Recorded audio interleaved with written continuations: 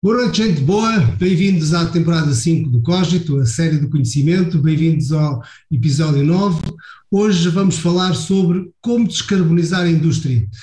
Conosco está Ricardo Rato, ele é diretor de inovação do ISQ. Ele tem mestrado em Engenharia Mecânica pelo Instituto Superior Técnico, é especializado na área de sistemas energéticos e sustentáveis e tem uma pós-graduação em gestão de projetos pelo ISCTE. Atualmente, ele, como já disse, ele lidera as atividades de investigação, desenvolvimento e inovação do ISQ. Ele procura soluções para apoiar as empresas na transição para uma economia mais sustentável, eficiente e digital. No seu percurso tem dedicado uma especial atenção à área de energia, onde tem combinado, por um lado, a participação em projetos de investigação e desenvolvimento, quer europeus, quer nacionais, com trabalhos de consultoria junto das empresas. Boa noite, Ricardo, bem-vindo ao Cogito, é um prazer estar contigo aqui para falar de um tema tão importante como a descarbonização. A parte interessante desta conversa com o Ricardo é que fala-se muito em alterações climáticas, o Ricardo trabalha no terreno em arranjar soluções que nos protejam um bocadinho dos perigos das alterações climáticas. Ricardo, primeira pergunta da noite é: um cidadão comum tem uma imagem da indústria como, se quisermos sintetizar uma fotografia, como chaminés poluentes. Ora bem, achas que é possível combinar o fim da poluição industrial sem acabar com a indústria? Viva, boa noite. Oi, boa noite, João, boa noite a todos. Em primeiro lugar, é um grande gosto participar aqui nesta iniciativa e partilhar um pouco do que tenho vindo a aprender e a experienciar nesta área, no terreno. A pergunta é muito pertinente e, efetivamente, nós todos temos essa imagem da indústria, a indústria que polui, mas também a indústria que nos serve todos os bens e equipamentos que acabamos por ter em nossa casa, não é? Os telemóveis, os computadores, tudo o que nos rodeia acaba por ser produzido pela indústria, e a indústria tem ao longo do tempo se tornado efetivamente muito eficiente nesta produção de produtos, e numa entrega cada vez mais eficiente também deles, até agora com as novas redes logísticas. É impressionante como é que um produto que é feito num dia é entregue para o outro lado do mundo em 2, 3 dias. É efetivamente incrível. Passando à vertente, vou dizer, energética e ambiental, a indústria tem, ao longo deste tempo, também melhorado, como eu disse, a eficiência, tem se tornado muito eficiente na produção destes produtos, e tem tido uma preocupação crescente também com os aspectos energéticos, ambientais, por motivações várias, que são os custos, o próprio ambiente, e por outro lado também questões que têm a ver com a sua própria autonomia, isto é, estarem menos dependentes, se consumirem menos energia, se produzirem energia autonomamente, se consumirem menos matérias-primas, tiverem formas de recuperar desperdícios, são menos dependentes do exterior. Por este conjunto de motivações e outras, até de âmbito financeiro, a indústria tem vindo cada vez mais a reduzir a sua pegada, falando assim de uma forma ligeira. Agora, completamente é difícil, mas é para lá que essa é a visão da indústria do futuro. É nós tentarmos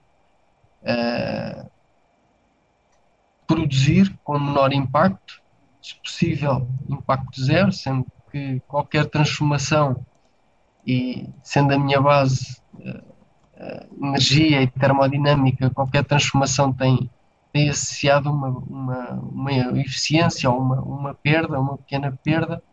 É impossível não ter impacto, mas é para aí que aqui a indústria tem vindo a caminhar.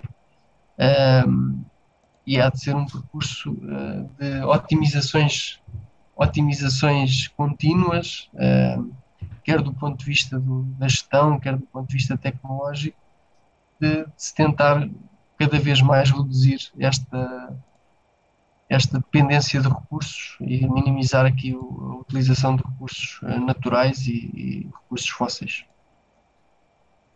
Okay. Nesta caminhada, onde é que nós estamos neste momento? Vamos imaginar que é uma caminhada que tem 100 quilómetros. Nós estamos em quilómetro agora. Consegues prever?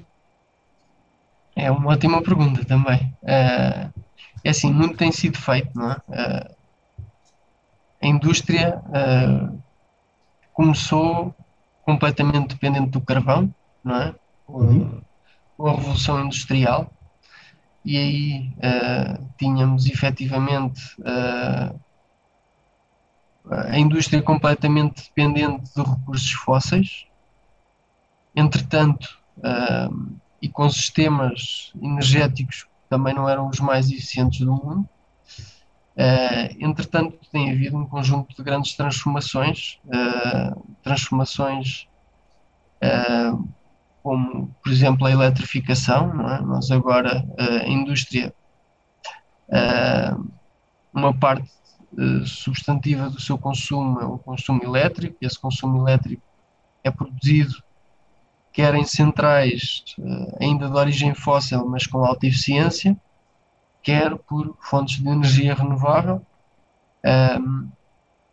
e depois tem dentro das suas instalações também equipamentos já de grande eficiência, quer do ponto de vista da energia elétrica, quer depois também equipamentos que produzem energia térmica nas suas instalações, como caldeiras e outros, estes também bastante eficientes. Por isso, eu diria, nós estamos se calhar a 50% desse caminho. Há aqui um caminho grande que tem que ser feito do ponto de vista da incorporação até de energias renováveis locais, e depois todo um trabalho também ao nível por um lado, da redução dos desperdícios, porque eles ainda existem sempre desperdícios. A indústria continua a ter, por exemplo, do ponto de vista térmico, muitos desperdícios, a indústria pesada. Nós temos feito alguns estudos e há setores até da indústria nacional que têm 20 a 30% das perdas de energia térmica que usam. 20 a 30% dessa energia é perdida e pode ser aproveitada. Por isso há aqui potenciais grandes de economia, de recursos, de energia, poupanças para o ambiente e poupanças económicas. E depois há também ainda um conjunto também de alterações ao nível tecnológico. Existem um conjunto de tecnologias que permitem, com, com o mesmo input de energia, produzir muito mais energia útil.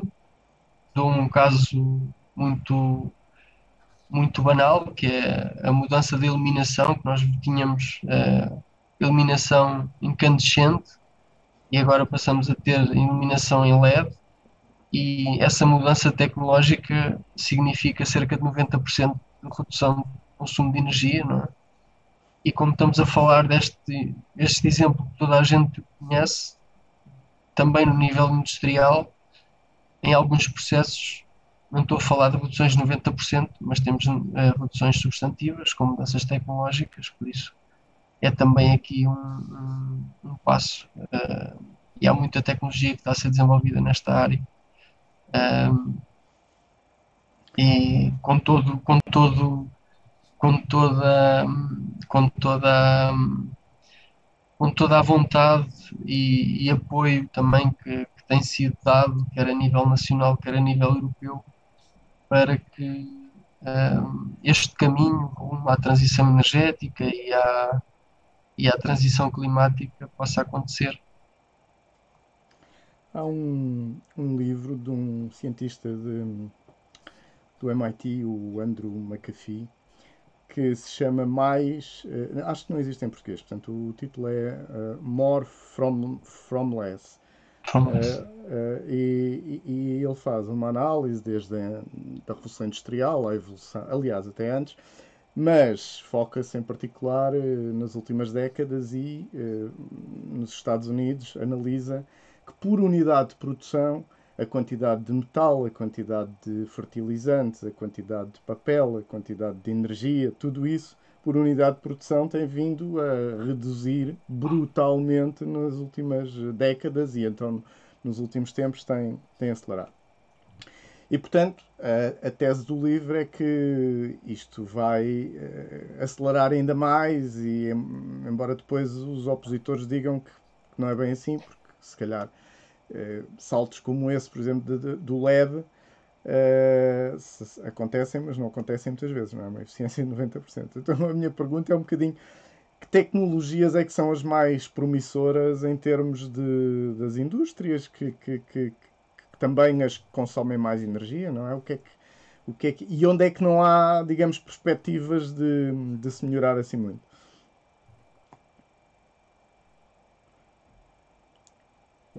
Excelente questão, João. Para responder a ela, eu vou partir a resposta em duas partes. A primeira, efetivamente, ao nível tecnológico, há melhorias. E, por exemplo, fugindo do LED e indo para outro exemplo, que também de alguma forma acaba por ser comum,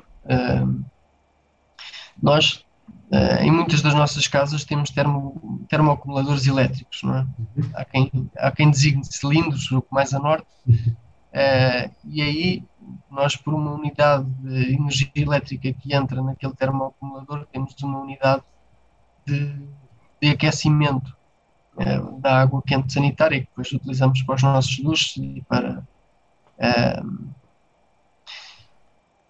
Por exemplo, há um grande desenvolvimento ao nível das bombas de calor, a nível industrial, que me permitem, com uma unidade de energia, produzir 4 e 5 unidades de energia térmica.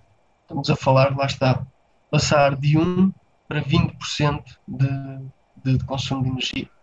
Essa é uma tecnologia que está em desenvolvimento. Outras, também na área do calor, há também bombas de calor, do ponto de vista que utilizam energia, estes desperdícios de calor que falei há pouco, cerca de 20 e 30%. Normalmente esses desperdícios dão-se a temperaturas relativamente baixas, 100 graus, 150, 200 graus. E as indústrias normalmente precisam de energia a uma temperatura mais elevada. E existem bombas de calor que permitem, incorporando um bocadinho de energia elétrica mais aquele desperdício de calor, fazer um upgrade daquela energia térmica para 300 graus. E isso, lá está, nós pegamos em algo que era desperdício, juntámos num pouco de energia elétrica e conseguimos criar algo útil. É outro exemplo. Também se estão a desenvolver tecnologias mesmo nesta área do calor, que é lá está, 20, 30% de energia que são desperdiçados atualmente, por um lado podem ser incorporados diretamente no processo, se existirem necessidades para esse nível de temperatura. Isto é, se eu tiver um desperdício a 150 graus e precisar de aquecer água para fazer uma lavagem de processo a 60 graus, coloco um permutador, que é um equipamento que faz a transferência entre esse desperdício de calor e essa água que preciso para a lavagem. Ele faz esse aquecimento, isso de uma forma direta, vou dizer, é uma tecnologia convencional que permite fazer essa operação. Não existindo, por exemplo, essas necessidades de temperatura, de calor a essa temperatura, podemos utilizar essa energia térmica para produzir energia elétrica. Existem agora ciclos para a produção de energia elétrica com base nesse tipo de temperatura, e onde é possível, lá está, de algo que anteriormente era desperdiçado, valorizá-lo do ponto de vista elétrico. Também, fugindo da vertente térmica, também muito está a ser feito ao nível de tudo o que são os motores e atuadores do ponto de vista elétrico. Estamos a falar, na indústria há muitos motores elétricos, quer sejam para bombagem de água, quer sejam para ventilação, quer sejam para atuação de motores para fazer todo um conjunto de ações mecânicas. Os motores têm vindo nos últimos anos também a aumentar as suas eficiências. Estamos a falar, os motores elétricos por si são equipamentos com eficiências grandes, mas têm caminhado sempre numa trajetória ascendente, com melhores materiais, com melhores tecnologias. Outro aspecto muito importante e que é não tecnológico, mas que tem vindo e continuará a ter frutos, que é cada uma das empresas dotar-se de equipas que estejam a olhar efetivamente para o que são os consumos de energia, perceber quais são os desvios, as causas dos desvios dos padrões, quais são as suas ineficiências, e fazer isso de uma forma sistemática e assistida por sistemas que estão a monitorizar em contínuo, quer as suas produções, quer os seus consumos, e essas terem correlações contínuas das suas intensidades energéticas, não é?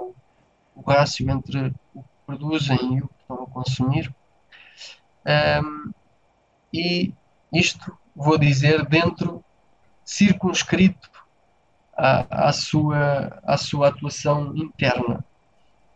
Por outro lado, há outra perspectiva que também devemos ter em conta nesta questão do fazer mais com menos, que é nós temos que pensar de uma forma sistémica também. E, por exemplo, nós no YesGuia temos vindo a trabalhar bastante com a Universidade de Cambridge em vários projetos de investigação e desenvolvimento, e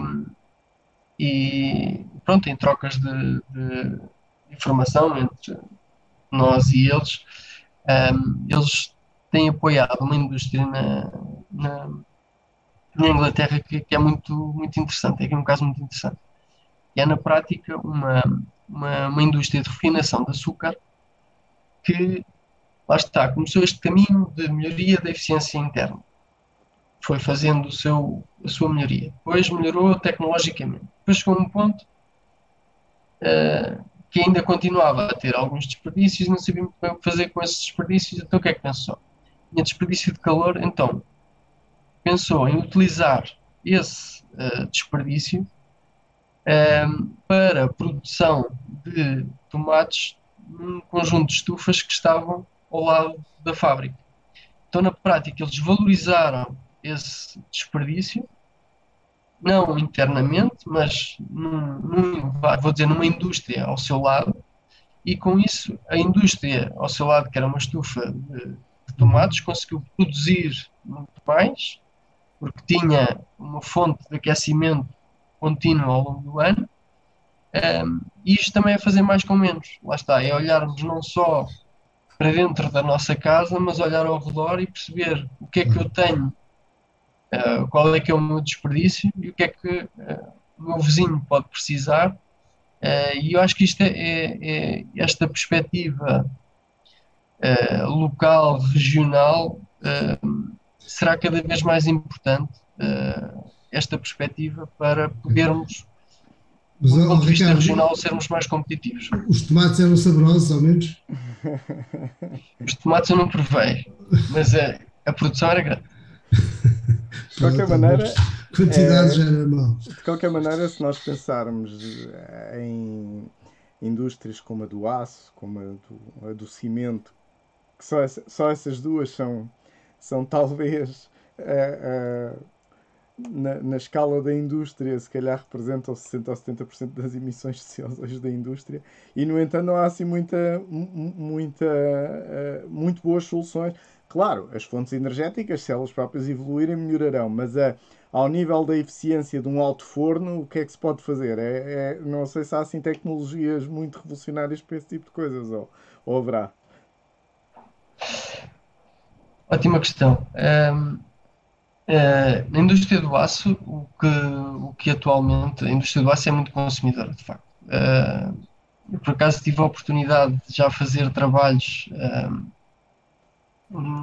nesta indústria e visitei algumas indústrias do aço em Espanha, na Alemanha e na Suécia, em altos fornos, e realmente a experiência de estar perto de um alto forno acho que é capaz de ser na Terra, se calhar, o mais perto do inferno que se consegue estar.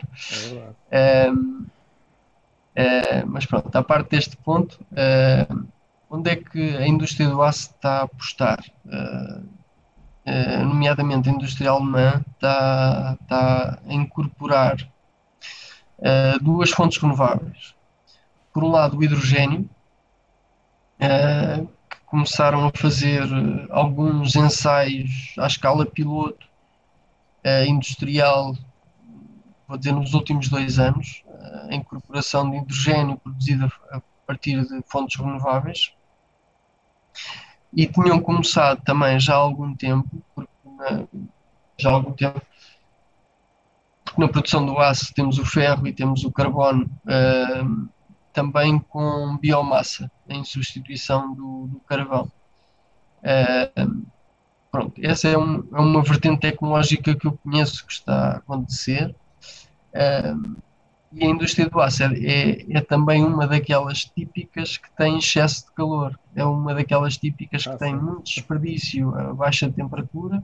Por exemplo, quando estamos a falar de um alto forno, estamos a falar muito mais de 1000 graus. E eles depois têm desperdícios a 100, 200, 300, 400, mas isso para eles Não é nada. não é nada. E aí também já há um conjunto de casos nós chamamos de simbioses entre a indústria e até, por exemplo, com populações vizinhas. Por exemplo, no norte da Europa já há projetos que levam esses desperdícios de calor da indústria para aquecerem em redes de calor, através de redes de calor, cidades ou partes de cidades. E depois também a sua valorização até com a produção elétrica. Mas em termos tecnológicos, da indústria do aço é o que eu conheço, estas duas vertentes. Da indústria do cimento, o que se tem tentado também do que eu conheço, é uma indústria que eu conheço menos, a incorporação cada vez mais de resíduos. Vou dizer que uma parte substancial da sua queima é feita através de resíduos, e dessa forma tem tentado descarbonizar. Há aqui um exemplo até nacional muito interessante que está a ser feito pela Cecil, ali em Setúbal. Eles fizeram um upgrade da sua fábrica com este objetivo de o tornar cada vez mais verde, mas eu não conheço especificamente as tecnologias que vêm incorporar. Ricardo, eu tenho aqui uma pergunta do Paulo Gonçalves, que está a assistir a esta conversa, que tem a ver com algo importante, que é o tema da nossa conversa de hoje.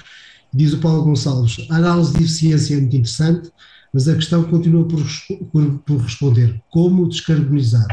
Ou seja, tu disseste até agora, são medidas que ajudam a descarbonizar, menor consumo de energia é menos emissão de CO2. Acho que eu quero dizer é descarbonizar a sério.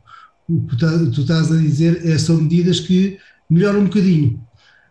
Quer do ponto de vista prático ou do ponto de vista teórico, responde a esta pergunta: como é que nós podemos descarbonizar, entre parênteses, a sério?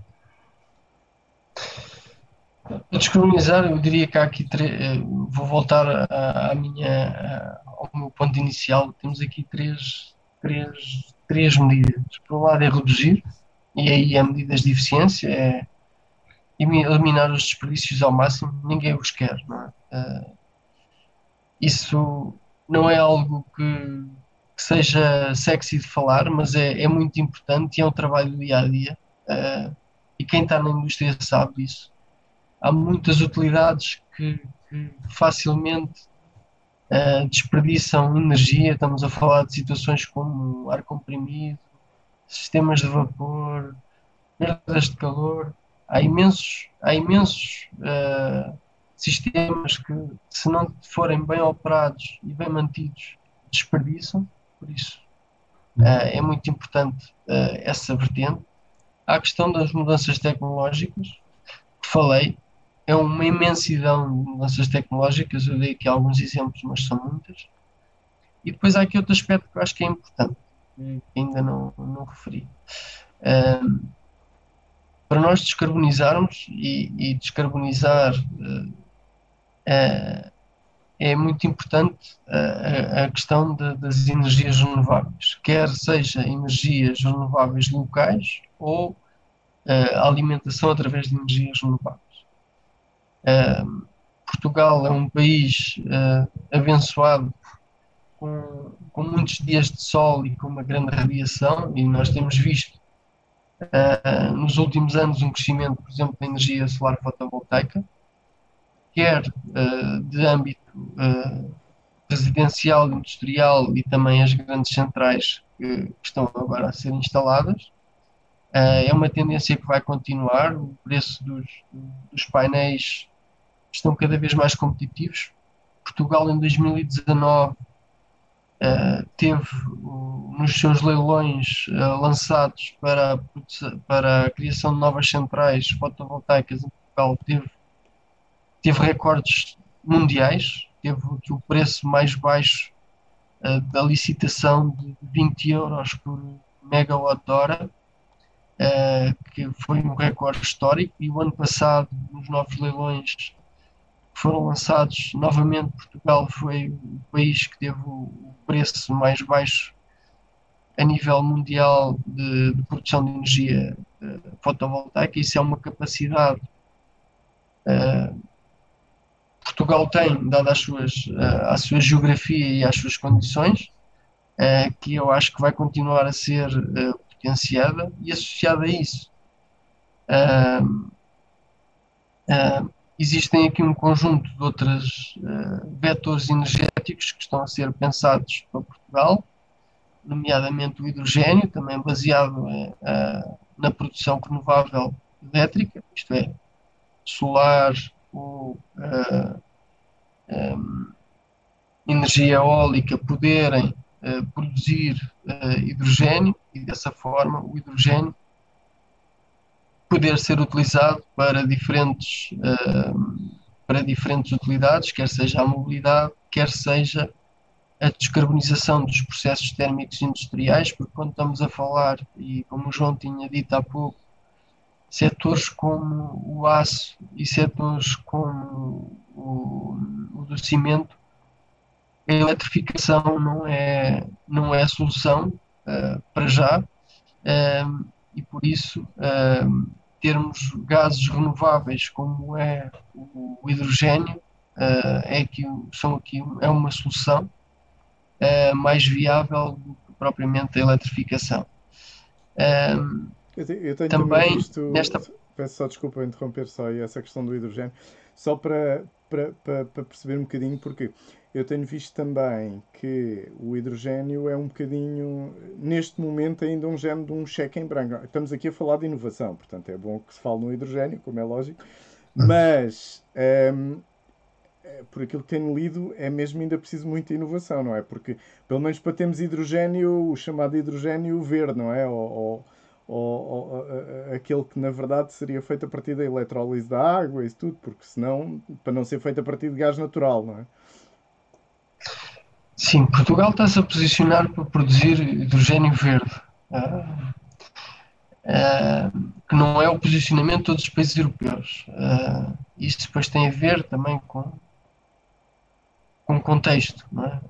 Por exemplo, Portugal tendo esta vantagem competitiva, que é ter muito sol e condições favoráveis para a produção de energia solar, está a apostar na produção de hidrogênio verde. há tecnologia para isso, não há à data instalações ou sistemas de escala industrial para produzir o hidrogênio. E, por exemplo, neste sentido, a Comissão Europeia tem lançado um conjunto de iniciativas de se fazerem pilotos de escala cada vez maior. Este ano foi aprovado um projeto a nível nacional para a demonstração em Sines de um sistema com a capacidade de produzir 100 megawatts de hidrogênio. Estamos a falar de uma central já de grande dimensão. A demonstração deste tipo de tecnologia à escala de 20, 30 megawatts na Holanda, e isto é dar mais um salto. Estamos a falar aqui de um salto bastante grande, e é aqui um consórcio nacional que irá fazer isso em Sines, onde o ISQ também está inserido. Pronto, isso será o caminho português, é muito nessa lógica. Existe, do ponto de vista europeu, alguns países do norte da Europa que estão para dar o salto para o hidrogênio verde, estão a primeiro a dar um salto para o hidrogênio, vou dizer, cinzento. E isso não é inocente, é porque eles são produtores de gás natural e querem continuar a vender o gás natural e fazerem a partição do gás natural entre hidrogênio e utilizarem a parte do carbono, do CO2, poderem estas duas partes serem comercializadas. Pronto, nós temos um posicionamento diferente. Mas isso implica o cinzento, a lógica do cinzento implica também captura, não é? Depois a seguir. Exatamente. Estamos a falar podemos extrapolar dessa indústria para qualquer outra, não é? Há bocadinho falávamos se descarbonizar é apenas poupar e evitar, ou seja, há montante, isso é uma componente, que é o reduzir, não é? Mas depois também pode ser a jusante, não é? Ou seja, ele é emitido, mas é capturado logo de seguida. E o hidrogênio é um exemplo, mas poderá ser certamente outro tipo de indústrias. O que é que há aí nesse tipo de tecnologias que possam também fazer sentido? Aí, os países que estão na cimeira dessas tecnologias são os países do Norte, Noruega, Suécia, que já estão a olhar para estes temas de desenvolvimento sustentável há muito tempo. Pronto, parece-me que essas tecnologias ainda não estão maduras, começam a existir pilotos industriais dessas tecnologias, e isso pode envolver na prática a captura desse CO2 das chaminés, na prática é ir buscar o CO2, o dióxido de carbono às chaminés. Exato. E depois, por exemplo, injetá-lo em cavidades salinas no fundo do mar ou noutros depósitos geológicos em terra. Estamos a falar que também essa operação em si consome energia, é preciso a compressão desses gases. Eu sou mais apologista do reduzir. E também tentar termos aqui soluções mais verdes logo à partida. Certo. Temos aqui uma pergunta do Vítor Guerreiro que, no fundo, o que diz é que, o consumo energético até agora tem vindo sempre a aumentar, provavelmente é isso que vai acontecer no futuro, mesmo que se torne tudo muito mais eficiente, até porque o crescimento de muitas economias assim provavelmente levarão a isso. E, portanto, o que ele diz é que o caminho não é tanto menos energia, mas energia mais limpa. No fundo era o que estávamos aqui a falar do hidrogênio, mas o que é que há mais aqui nas próprias renováveis? Mas depois isso também tem um problema, não é? Ou seja, muitas renováveis com intermitência, com esse tipo de coisas, isso também complica um bocadinho a gestão do panorama global. Portanto, que é que quer dizer num cenário realista energia mais limpa? Eu o que defendo é que as energias mais limpas e as soluções a adotar têm que ser avaliadas sempre numa base local e regional. As soluções que fazem sentido em Portugal podem não ser as mesmas que fazem sentido na Suécia. Portugal tem muito sol, acho que faz todo sentido nós aproveitarmos o sol da melhor maneira. Temos também um conjunto de oportunidades na área da biomassa, acho que é uma área que ainda não estamos a explorar devidamente e temos depois problemas ambientais que são inerentes a isso. Temos todos os anos somos confrontados com focos que pegam nessa biomassa que vai crescendo nas nossas florestas e nos nossos campos e que consomem de uma vez só, produzem CO2 e não nos dão benefício nenhum. Por isso também é aqui outra área que deverá ser explorada. Existirá também, e está, quer a nível nacional, quer a nível europeu, estão previstos um conjunto de investimentos em energias eólicas offshore.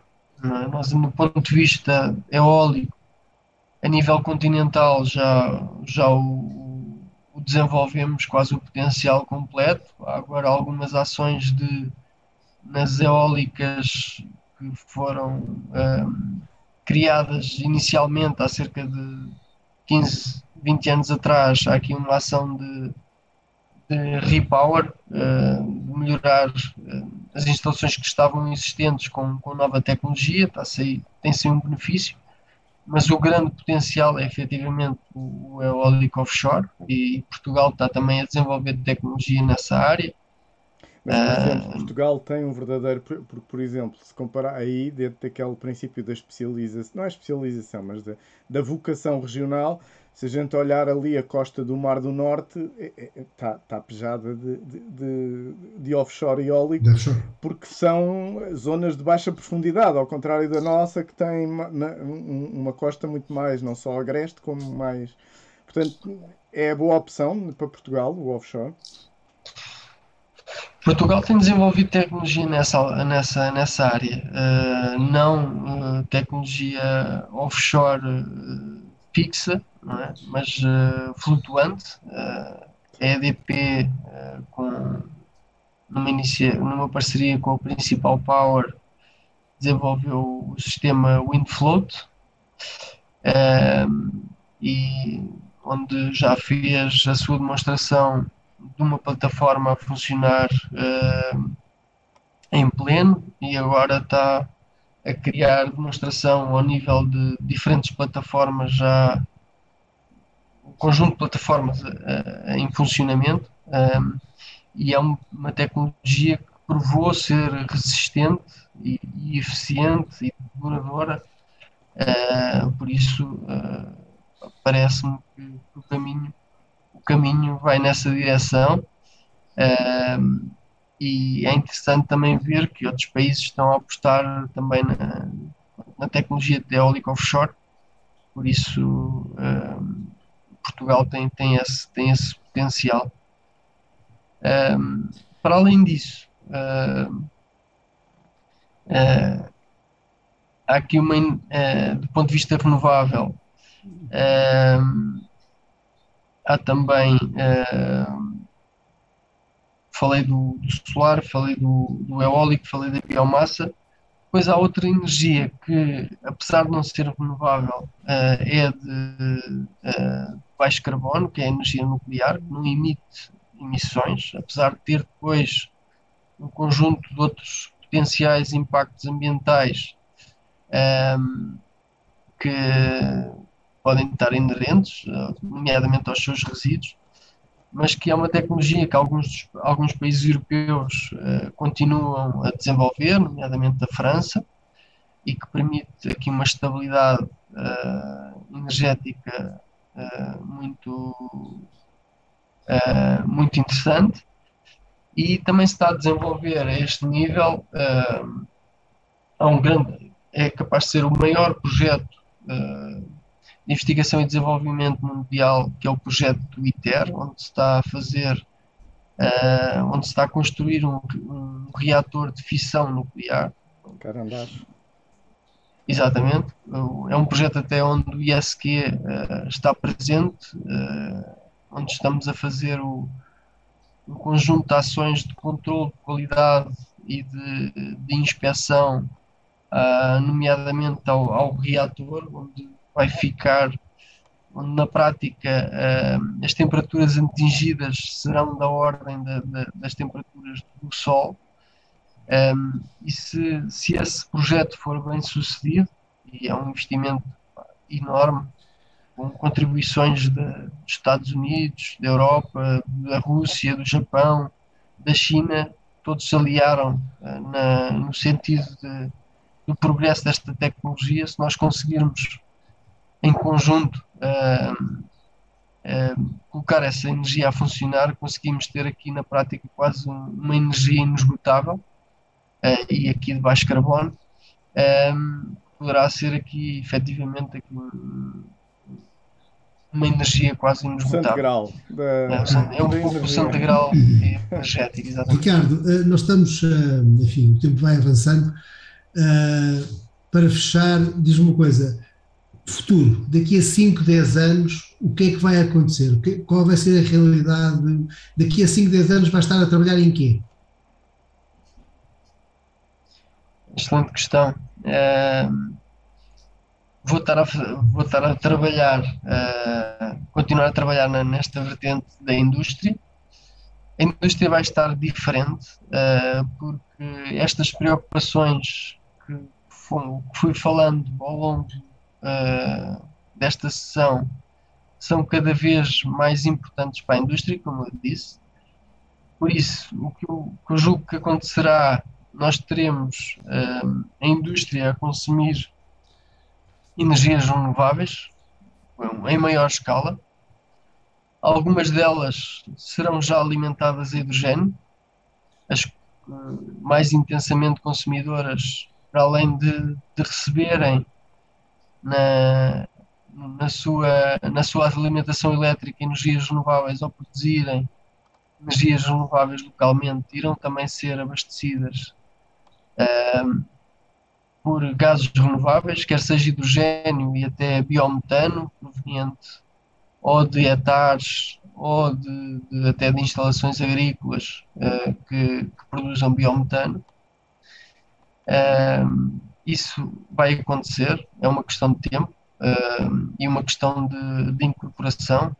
O que se prevê até no roadmap nacional de hidrogênio é incorporações crescentes, 5, 10, 20% de hidrogênio gradual.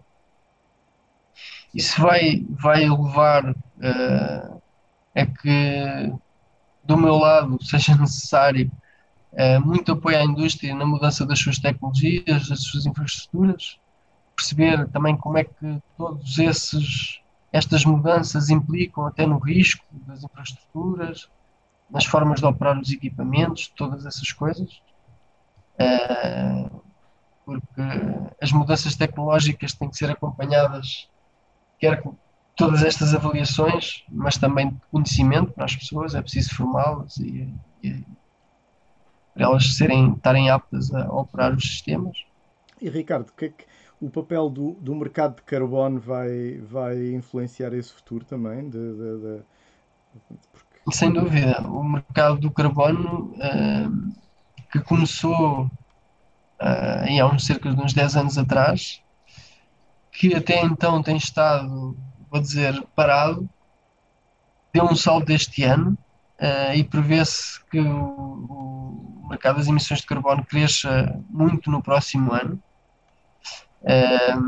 Há pouco também falávamos, ainda antes da sessão começar, há aqui outro aspecto muito interessante que eu iria também referir, que é as indústrias começam a ser cada vez mais avaliadas, não só pelo seu desempenho económico e desempenho produtivo, mas também sobre o seu desempenho ambiental. E elas são avaliadas quer nestas perspectivas pelos seus clientes, quer pelas entidades financeiras. O ano passado existiram muitas mudanças a este nível e foi criado um conjunto de fundos de investimento que apenas irão financiar projetos que se alinhem com o desenvolvimento sustentável e que já não estão permeáveis a continuar a financiar, por exemplo, a indústria do petróleo. E isso são mudanças que são estruturantes e que são cumulativas e que vão fazer com que a indústria mude e continue a mudar neste rumo da transição energética em síntese, e climática. como é que defines sobre este tema? És um pessimista, és um otimista cauteloso? Onde é que pões a tua fasquia? Eu sou um otimista por natureza. Eu acho que esta transição, como todas as outras, não se faz apenas com tecnologias disruptivas. Eu acho que se faz de uma forma incremental, porque assim é que elas são sustentáveis. Lá está, tem que haver um conjunto de mudanças tecnológicas, mas tem que haver também um conjunto de mudanças até das mentalidades, dos modelos de negócio, do conhecimento, que permitam a indústria caminhar sempre na mesma direção. Por isso, eu sou um otimista, também estou ligado à inovação e acredito que a inovação, a investigação e desenvolvimento também irão contribuir para esta mudança com novas tecnologias, com novos métodos, com novas ferramentas que ajudem a indústria neste Antes de terminarmos, só aqui pegar numa questão do Paulo Gonçalves que está aqui a fazer, sim. E ligar um bocadinho a esse otimismo, que o Paulo Gonçalves diz que, tendo Portugal na UAU, se em termos de ajuda, nomeadamente aos PALOPs, é algo que possamos estar bem posicionados, até porque, obviamente, este problema da descarbonização é um problema global, não é? E os países em desenvolvimento vão ser aqueles que vão crescer mais, não é? Portanto, é bom que o façam numa base mais saudável. E, portanto, qual é que pode ser o contributo, nomeadamente o ISQ, que tem essas valências, certamente. Sim, isso é sem dúvida um apoio que podemos dar, e quando falo podemos dar é ao país, sobretudo. Portugal acaba por ser, do ponto de vista energético, uma referência a nível europeu. Nós temos também, em termos nacionais, uma das maiores taxas de incorporação renovável. Temos tido também, aqueles dias contínuos de utilização de energia de base renovável, porque somos dos países com dias contínuos a funcionar em pleno apenas com energias renováveis. São aqui recordes também mundiais, e isso é conseguido porque as organizações, quem gera a nossa rede energética, quem gera os nossos equipamentos produtores de energia, também têm capacidades, conhecimento que o permitam. E indo diretamente à questão, os países, nomeadamente os PALOP, naturalmente Portugal dá apoio muito direto a esses países, nomeadamente, por exemplo, o ISQ tem intervenções diretas em Angola, tem lá uma empresa que também em Cabo Verde e em Moçambique, damos esse apoio. Nem sempre as preocupações são as mesmas, não é? Porque quando estamos a falar de países em desenvolvimento, às vezes a questão não é se estão a gastar muito, é se têm energia, não é? Claro. E, por exemplo, estas soluções que nós falamos, que existem agora, de esta facilidade de termos sistemas de produção local, com fotovoltaico ou outra tecnologia, com armazenamento de energia, podem dar, para além de serem sustentáveis, podem dar uma qualidade de vida a regiões remotas e a populações remotas que que é transformadora das suas vidas, não é? E aqui, efetivamente, Portugal tem a tecnologia, tem o know-how para poder dar esse apoio que, Ok. que é necessário. Muito bem, Ricardo, estamos mesmo a chegar ao fim. Eu sei que tens aí um livro para partilhar com quem nos vê e nos ouve. Queres fazer o favor de o apresentar? Sim, tenho aqui um livro que ainda não li, mas foi o último que comprei. Estou muito curioso em começar a ler e queria partilhar convosco, que é o Apocalipse Nunca. Levanta mais um bocadinho para se ver o autor. Isso, ok, boa. É o Apocalipse Nunca, do Michael Schellenberger, que é um ambientalista e um investigador nesta área, que começou com há algum tempo atrás, de uma forma mais extremada, a falar do ambiente, e entretanto decidiu escrever este livro de forma a sustentar cientificamente.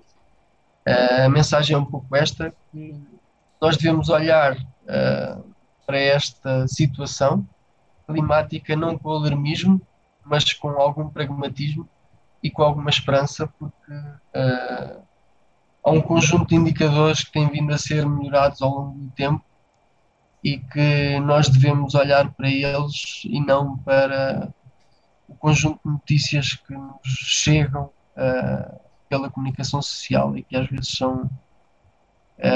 são só instantâneas e não. Exatamente. Ou seja, quando estás com uma depressão, vai ler séries longas, que é para ver como estamos a evoluir. Ricardo, muito obrigado, foi um prazer estar contigo. Chegámos ao fim então desta sessão de como descarbonizar a indústria, com o Ricardo Rato, diretor de Inovação e de Investigação e Desenvolvimento do ISQ. Amanhã vamos ter um tema completamente diferente, que é o que podemos aprender com o cinema, para falar sobre a sétima arte, como é que a sétima arte nos influencia, como é que molda as nossas personalidades. Vamos ter o João Tovar, que é o diretor da World Academy, e o Paulo Trancoso, a partir de Madrid, que é o presidente da Academia Portuguesa de Cinema. Muito obrigado, foi um prazer e façam o favor de serem felizes. Boa noite.